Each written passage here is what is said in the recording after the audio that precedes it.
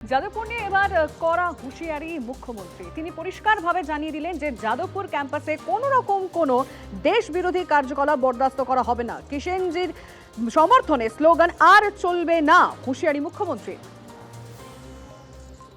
जादवपुर में कुछ नहीं हुआ है। जादवपुर नॉर्मल है, एजुकेशन चल रहा है, सब चल रहा है, सब कर रहा है। मेरा सीओ में आज कुछ आर्ट्स हॉस्टल का वीडियो आया है, कुछ पब्लिक वहाँ का स्टूडेंट ने कंप्लेंट किया, नाम तो नहीं करूँगा, उसके ऊपर मैं भेज रहा हूँ हायर एजुकेशन वाइस चांसलर को। If this video is are true, please take appropriate action. Arts hostel में कुछ पिक्चर, कुछ स्लोगन वो ठीक नहीं है देश के लिए, वो मैं भेज रहा हूँ। सब नहीं चलेगा यहाँ, राष्ट्रवादी काम करना पड़ेगा। इतना पावर आपको कोई नहीं दिया गया है। ये सब अंदर रह के किशन जी रेड सैल्यूट, ये सब नहीं चलेगा। मेरा पास सब डॉक्यूमेंट है, I will take appropriate action. मुझे राष्ट्रभक्त नागरिक ने मुख्यमंत्री बनाया, वो लोग ने मुख्यमंत्री नहीं बनाया। আজও দফায় দফায় উত্তপ্ত হয়ে উঠল যাদবপুর বিশ্ববিদ্যালয় চত্বর। হামলাকারীদের গ্রেফতারের দাবি, সেই দাবিতে বিক্ষোভ, স্লোগান বাম ছাত্র সংগঠনগুলি। আমাদের প্রতিনিধি কৌস্তব রয়েছেন আমাদের সঙ্গে, আমি কৌস্তবের সঙ্গে সরাসরি চলে যাব। কৌস্তব, এই মুহূর্তে কি পরিস্থিতি? আজও তো আমরা দেখতে পেলাম দফায় দফায় উত্তপ্ত হয়ে উঠেছিল এই যাদবপুর বিশ্ববিদ্যালয় চত্বর। দেখো, এই মুহূর্তে পরিস্থিতি কিছুটা হলেও স্বাভাবিক রয়েছে, কিন্তু আমরা দেখলাম যে আজকে দুপুরের পর থেকে কিন্তু দফায় দফায় ক্রমশ উত্তেজনা ছড়া যাদবপুর বিশ্ববিদ্যালয় যে চত্বর রয়েছে সেই চত্বরে। এবং সবচেয়ে উল্লেখযোগ্য বিষয় যে বিশ্ববিদ্যালয়ের ভেতরে কিন্তু এখনও পর্যন্ত বৈঠক চলছে, বিভিন্ন যে স্টেক হোল্ডাররা রয়েছে সেই স্টেক হোল্ডারদের সেই বৈঠক রয়েছে, বিভিন্ন প্রতিনিধিরা রয়েছেন সেই বৈঠকে। এবং মূলত যে দাবিগুলোর যে প্রধান যে দাবি, সেই প্রধান দাবি হচ্ছে যে বুদ্ধদেব সাউয়ের অপসারণের দাবি তুলছেন অনেকে। সেই দাবিতেই কিন্তু এখানে এই বৈঠক চলছে এখনও পর্যন্ত। দুপুর 3টে থেকে সেই বৈঠক শুরু হয়েছে, ঘড়ির কাঁটায় 7টা বেজে গেলেও কিন্তু সেই বৈঠক এখনও শেষ হয়নি, এখনও চলছে সেই বৈঠক। এবং উত্তেজনার ছবি যদি তোমাকে বলা যায় যে আরও একটা বিষয় নিয়ে আলোচনা চলছে, যে ঘটনার দিন 4 নম্বর গেট কে খুলেছে সেই বিষয় নিয়েও কিন্তু জানতে চাওয়া হচ্ছে। বারবার করে সেই বৈঠকে উঠে আসে যে 4 নম্বর গেট সেদিনকে কে খুললো বা কারা খুললো, কী করে সেখানে অনেকে প্রবেশ করলেন, এবং যে বিষয় নিয়ে কিন্তু পরিস্থিতি ক্রমশ ঘোরালো হয়েছে। এবং আজকেও দেখা গেছে যে যাদবপুর বিশ্ববিদ্যালয় চত্বরে কিন্তু বিভিন্ন সময় কিন্তু পরিস্থিতি ক্রমশ উত্তপ্ত হয়ে উঠেছে। একদিকে যেমন এসএফআই ক্রমশ স্লোগান শাউটিং করতে থেকেছে, অন্যদিকে কিন্তু এবিভিপির যে মিছিল ছিল সেই মিছিল থেকেও কিন্তু তুমি আমাদের সঙ্গে থাকো। এবং সেখানে এই যাদবপুরে আজ যে পরিস্থিতি তৈরি হয়েছিল সেখানে পৌঁছে গিয়েছিলেন স্থানীয় বিধায়ক সর্বরী মুখোপাধ্যায়। তিনি কি জানিয়েছেন একবার শোনাই। দেওয়ার গোটা রাস্তা জুড়ে বার্তা দিলাম, রাষ্ট্রবাদ জিন্দাবাদ, দেশ বিরোধী শক্তি মুর্দাবাদ মুর্দাবাদ। মূল কয়েকটা দাবি আছে। প্রাথমিক এবং সবথেকে ইম্পর্টেন্ট দাবি হচ্ছে যে যাদের সিসিটিভি ফুটেজে শনাক্ত করা গেছে ক্যাম্পাসে এসে ভ্যান্ডালিজম চালিয়েছে, তাদের অবিলম্বে ডিবার করতে হবে, তাদের এগেনস্টে প্রপার স্টেপ নিতে হবে। আমাদের দ্বিতীয় দাবি হচ্ছে এই যে তদন্ত কমিটি গঠন করা হয়েছে, সেই তদন্ত কমিটিকে পুনর্গঠন করে সেখানে ছাত্র প্রতিনিধিদেরকে অবজারভার হিসেবে যুক্ত করতে হবে। আমাদের তৃতীয় দাবি হচ্ছে আমাদের প্রাক্তন উপাচার্য বুদ্ধদেব সাউ, যে কিনা এই সিসিটিভি ফুটেজে বুদ্ধদেব সাউকে স্পষ্টভাবে দেখা গেছে, তাকে ইমিডিয়েটলি সেই মুহূর্তে স্টুডেন্ট গ্রিভেন্স রিড্রেসাল সেলের চেয়ারপারসন, তাকে ইমিডিয়েটলি তার এই পদ থেকে অপসারণ করতে হবে। এবং এফআইআর যেটা লঞ্চ করা হয়েছে অলরেডি বিসির পক্ষ থেকে, সেই এফআইআর এই সমস্ত ভ্যান্ডালিজমের সঙ্গে যুক্ত স্টুডেন্ট, রিসার্চ স্কলার, প্রফেসর, এদের সবার নামে এফআইআরে যুক্ত করতে হবে। আজকে ছবিটা আপনাদেরকে দেখাবো। দফায় দফায় উত্তপ্ত হয়ে উঠেছিল যাদবপুর বিশ্ববিদ্যালয় চত্বর। দুটো ছবি আপনাদেরকে দেখাবো। বাম ছাত্র সংগঠনের মিছিল, একদিকে দেখতেই পাচ্ছেন আপনারা নাগরিক সমাজের মিছিল। দুটো মিছিলকে কেন্দ্র করে কিন্তু দফায় দফায় এই যাদবপুর বিশ্ববিদ্যালয় চত্বর উত্তপ্ত হয়ে ওঠে। দেখাচ্ছি আপনাদেরকে সেই ছবি, আপনারা দেখতে পাচ্ছেন।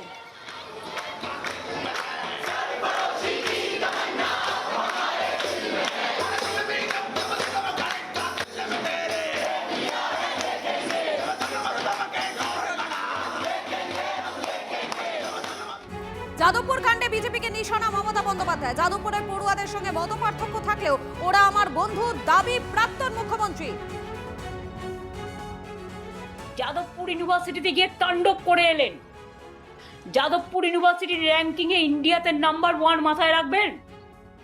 আমার সাথে মতপার্থক্য থাকতে পারে, কখনো কখনো হয়েছে, কিন্তু আমি কোনোদিন ওদের অশ্রদ্ধা করিনি, কারণ ওরা আমার বন্ধু। ছাত্রছাত্রীরা ওরা যখন অনশন করছিল আমি ওদের কাছে ছুটে গিয়েছিলাম। এবং আপনাদের মনে করিয়ে দিই, যাদবপুর ইউনিভার্সিটির এমবেমটা পর্যন্ত আপনারা নষ্ট করেছেন, বাইরে থেকে আগুন জ্বালিয়েছেন এবং বলছেন ছাড়বো না।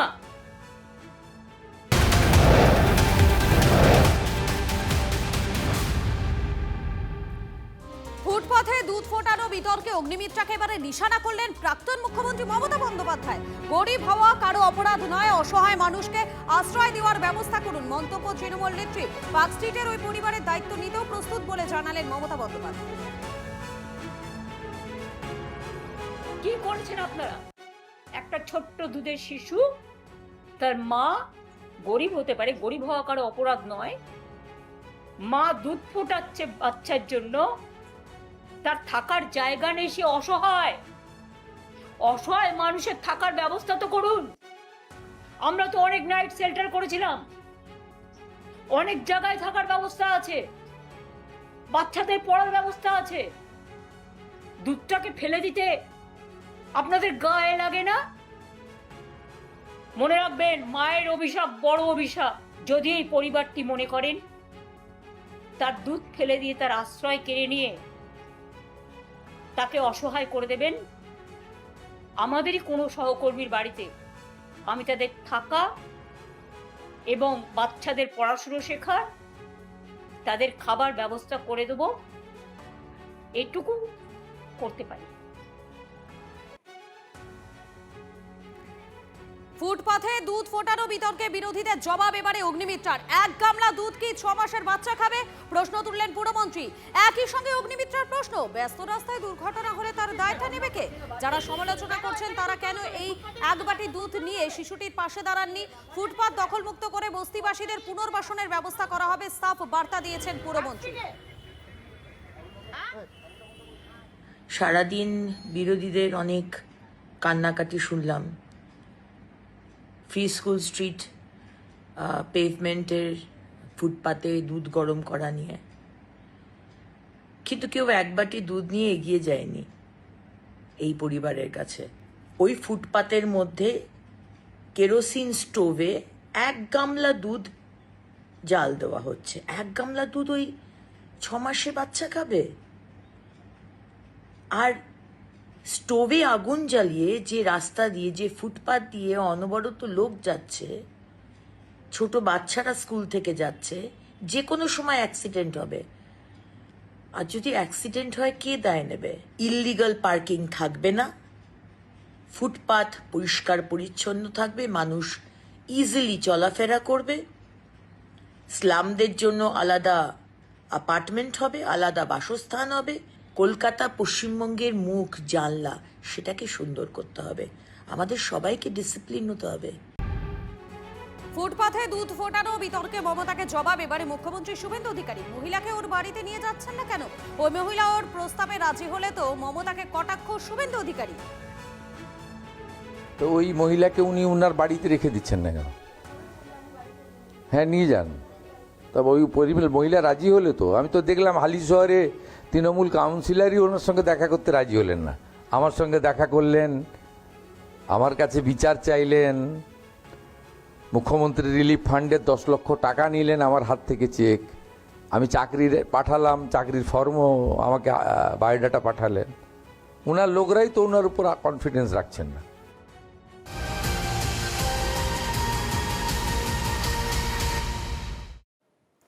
ভবানীপুরে মিত্র ইনস্টিটিউশনের খুদে পড়ুয়াকে সাপের ছোবল। এসএসকেএমের ডাক্তারদের সঙ্গে কথা বলেছেন মুখ্যমন্ত্রী। পড়ুয়ার মায়ের সঙ্গেও কথা হয়েছে। ভবানীপুরের বিধায়ক হিসেবে তিনি উদ্বিগ্ন। তবে একই সঙ্গে স্কুলগুলির বেহাল দশার জন্য দায়ী করেছেন মমতা বন্দ্যোপাধ্যায়কে। তা আমরা এসে তো 294 কোটি টাকা কম্পোজিট গ্র্যান্ট দিলাম। ওটা ছোট টাকা, 50,000, 70,000, 1 লাখ করে কোন কোন স্কুল পেয়েছে। কিন্তু এটা দিয়ে চক ডাস্টার কেনা হয়, কার্বলিক অ্যাসিড, ব্লিচিং ফিনাইল কেনা হয়। এইটাই তো মমতা ব্যানার্জি বন্ধ করে রেখেছিলেন। মিত্র ইনস্টিটিউশনে যেহেতু আমার বিধানসভা কেন্দ্র, আমি আমার ওএসডি তাকে পাঠিয়েছিলাম SSKM-এ। তিনি ভিডিও কল করে ডাক্তারের সঙ্গে আমাকে কথা বলিয়েছেন, বাচ্চাটাকেও দেখে নিয়েছি। তাকে ডাক্তাররা আমাকে অ্যাসিওর করেছেন যে ঠিক আছে পেশেন্ট, ডাক্তাররা বলেছেন, পরে কি আমি যাই বলতে পারবো না। ওনার মায়ের সঙ্গে আমার কথা হয়েছে, ছাত্রটির মা। মানে এটা আমার কাছে ছোট ঘটনা নয়, যেহেতু আমি ওনকার MLA ভবানীপুরে, আমার এলাকার একটা বিদ্যালয়, আমার তো MLA হিসেবেও ভূমিকা আছে, মুখ্যমন্ত্রীর ভূমিকা তো অনেক পরে। তারা আমাকে জিতিয়েছেন, অর্থাৎ সেই যে দায়িত্ব কর্তব্য ছিল আমি আমার যতটুকু খোঁজ খবর নেওয়ার করেছি, ডাক্তারকে বলেছি টেক কেয়ার করতে। হেরিটেজের পর এবারে মিত্র ইনস্টিটিউশন পড়ুয়াকে সাপের কামড়। স্কুলে বন দপ্তরের কর্মীরা সাপের কামড়ে জখম ক্লাস 1-এর ছাত্র, তাকে SSKM হাসপাতালে ভর্তি করানো হয়েছে। টালিগঞ্জের বাসিন্দা ওই পড়ুয়ার বাঁ হাতে সাপের ছোবল। পড়ুয়ার রক্ত, মূত্র সহ বিভিন্ন পরীক্ষা করা হচ্ছে, রাখা হয়েছে পর্যবেক্ষণে। 4 থেকে 5 দিন আগেও স্কুলে সাপ দেখা গিয়েছিল। ছাত্ররা স্কুলকে জানালেও ভ্রুক্ষেপই করেনি কর্তৃপক্ষ, দাবি করছেন অভিভাবকেরা। যদিও প্রধান শিক্ষক বা টিচার ইনচার্জের দাবি, তাদের কাছে এই বিষয়ে কেউ কিচ্ছুই জানায়নি। এর আগে দেখেছি বলতে একটা 9-এর বাচ্চার সঙ্গে দেখা হয়েছিল, ওর মায়ের সঙ্গে আর ওই বাচ্চাটার সঙ্গে। 9-এর বাচ্চাটা বলছে 4-5 দিন আগে দেখেছি, দেখে ম্যাম স্যারকে বলেছি, ম্যাম স্যার বলেছে যে ওটা এমনি। রিস্ক দিয়ে স্কুল করবে না চালু, কি দেখবে না বাচ্চাদের, শুধু কারি পয়সা নেবে আর নেবে। এটা কি স্কুল কর্তৃপক্ষের গাফিলতি বলে মনে করছেন? গাফিলতিই তো, স্কুল কর্তৃপক্ষের পুরো গাফিলতি। এটা অ্যাকচুয়ালি মর্নিং সেকশনের ঘটনা, সকালবেলা ঘটেছে আর কি। ও সুস্থই ছিল, কিন্তু ফর সেফটি অ্যান্ড সিকিউরিটি বাচ্চার বিশেষ করে মেডিকেল এমার্জেন্সির জন্য ওরা ভর্তি করে এবং SSKM এর পেডিয়াট্রিক ডিপার্টমেন্টেই রয়েছে। পরস্পর বিরোধী দুটো খবর পেলাম। প্রথম পেয়েছিলাম যে মাইট বি টক্সিক, মানে ভেনোমাস সাপ, বিষাক্ত সাপ, কিন্তু এইমাত্র আবার খবর পেলাম না তেমন নয়, ওই মেবি চিতে পোড়া টোড়া যেরকম ঘরে থাকে ওরকম কোনো সাপের কামড়। অভিভাবকরা আতঙ্কে বলছে স্কুলে সাপ বিড়াল প্রচুর আসে, কখনো সখনো হয়তো ওই পাড়ার কুকুরও ঢুকে যায়, মানে পাগলা কুকুর নয়, সাপ আজ অব্দি কখনো আসেনি স্কুলে। আমাদের হাজারের উপর ছাত্র, এটা অস্বীকার করার জায়গা নেই। মিড ডে মিল তিলের পরে একটু ময়লা থাকে, কিন্তু এমন ময়লা নয় যেটা সাপকে ইনভাইট করে ডেকে আনবে। শহরে যদি সাপের কামড়ে তাহলে আমরা কি করে বাঁচবো কে জানে। শহরে সাপ আসা মানে জঞ্জাল আছে, সাপের বারবারন্তের ব্যবস্থা আছে। সেখানে ছাত্রদের আমরা শিক্ষা দিতে গেছি, ছাত্রদের জ্ঞান বুদ্ধির বিকাশ ঘটাতে গেছি। তা না করে যেখানে যদি সাপের বারবারন্ত হয় তাহলে সরকারের নজর দেওয়া উচিত। এটা ঘটনা যে রক্ষণাবেক্ষণ বা গহ্বর, গর্ত, হোলস, এইগুলো ঠিকঠাক মতন দেখা হয়নি।